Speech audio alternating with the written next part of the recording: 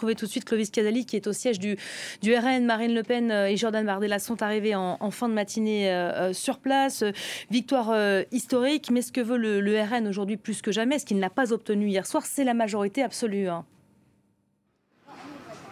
Absolument, Jordan Bardella a d'ores et déjà prévenu, il ne veut pas du poste de Premier ministre s'il n'a pas de majorité absolue. Oui, mais voilà, avec quelques négociations, peut-être quelques députés LR qui le rejoindraient, il pourrait peut-être former une alliance de gouvernement au lendemain du second tour. Et puis, il y a bien sûr ce second tour dimanche. Le RN pense qu'il peut faire encore mieux. Un des cadres du parti, en venant ici à la réunion du bureau exécutif qui a lieu actuellement au QG où je me trouve, eh bien, me disait, la dynamique est de notre côté. Les Français nous ont vus arriver en tête et nous sommes persuadés que davantage de Français vont donc nous rejoindre, n'ont plus peur. Et le RN qui d'ailleurs essaye de rassurer les électeurs indécis. Mais tout de suite, je vous propose d'écouter Jordan Bardella à son arrivée ici au QG. Vous allez le voir, il est très confiant. Je ne crains aucun désistement. Je crois que le Rassemblement national peut remporter cette élection dimanche avec une majorité absolue, évidemment avec ses alliés, notamment les Républicains à droite d'Éric Ciotti. Donc mon ambition, c'est une majorité absolue dimanche. J'appelle les Français à rester mobilisés et j'entends évidemment, sur la base de cette majorité absolue, constituer un gouvernement d'union nationale pour mettre en œuvre le projet de redressement que j'ai présenté au pays. Et je suis le seul d'ailleurs dans cette élection, non seulement à pouvoir battre M. Mélenchon, mais à parler du fond et à parler du quotidien des Français, le pouvoir d'achat, la sécurité et l'immigration. Voilà, Jordan Bardella confiant, Clovis Casali, on vient de l'entendre, qui désigne l'ennemi, Jean-Luc Mélenchon. C'est contre lui que les tirs sont lancés depuis hier soir.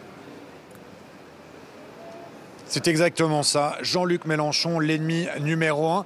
Mais c'est aussi une manière pour Jordan Bardella de créer des problèmes au sein du nouveau Front populaire. Car vous le savez, Jean-Luc Mélenchon n'est pas le candidat désigné, le premier ministrable désigné. Il est loin de faire l'unanimité au sein du bloc de gauche et même au sein de LFI avec certains députés, certaines figures importantes, Ruffin, Autain, qui voient d'un mauvais œil le rôle joué actuellement par Jean-Luc Mélenchon. Et c'est vrai que Jean-Luc Mélenchon effraie de nouveaux électeurs. Et Jordan Bardella nous disait qu'il pense qu'il pourrait convaincre des électeurs de droite, du centre et même de gauche, tous ceux qui ne veulent pas voir Jean-Luc Mélenchon à Matignon. Et c'est une tactique très claire désormais du Rassemblement national. Jordan Bardella qui a écrit une lettre ouverte aux Français, qu'il a publiée sur les réseaux sociaux, qui a aussi déclaré sur les réseaux sociaux qu'aujourd'hui nous sommes face à un choix entre l'Union nationale avec des valeurs républicaines, celles du Rassemblement national, selon Jordan Bardella, et une coalition qui n'a ni queue ni tête. La coalition, je cite, du déshonneur, et elle serait celle de la gauche, avec une arrivée de LFI au pouvoir qui créerait le chaos et même l'insurrection. Voilà les mots de Jordan Bardella. Merci beaucoup Clovis. Roselyne Fèvre, Jordan Bardella confiant. Aujourd'hui, il a de quoi. Le RN n'a plus d'angle mort aujourd'hui. Plus beaucoup, non.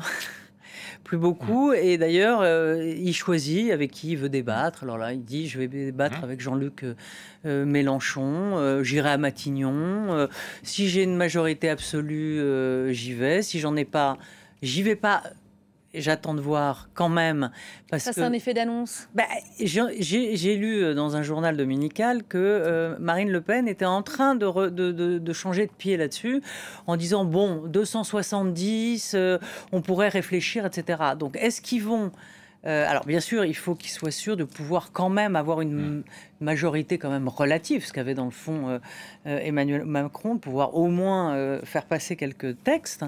Ils auront du mal, mais je sens bien qu'ils grattent à la porte du pouvoir et que quoi qu'il arrive, même s'ils se rapprochent de cette majorité absolue, mettons, si c'est 275, est-ce qu'ils ne seront pas tentés d'y aller? Voilà. Et aujourd'hui, en tout cas, on voit que le duel, c'est effectivement Mélenchon, Bardella, il y a quand même seulement 400 000 voix de différence. Et Macron, au milieu de tout ça, c'est la place du mort. Comme disent les anglo-saxons, c'est le le backseat driver, hein, celui qui est au fond de la voiture et puis qui met pas sa ceinture et qui rentre dans le pare-brise. C'est un peu ça. Aujourd'hui, c'est cette image. Alors, il a beau effectivement se balader au Touquet comme Tom Cruise avec une écharpe en plein mois de juillet et un blouson Aviator.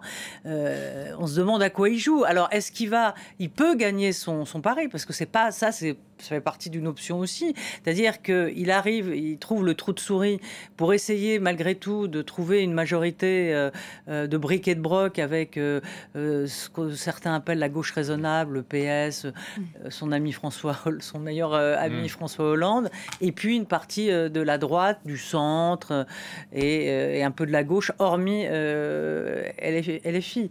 Est-ce que ça c'est possible? Est-ce que c'est un scénario possible? On a l'impression qu'il y croit.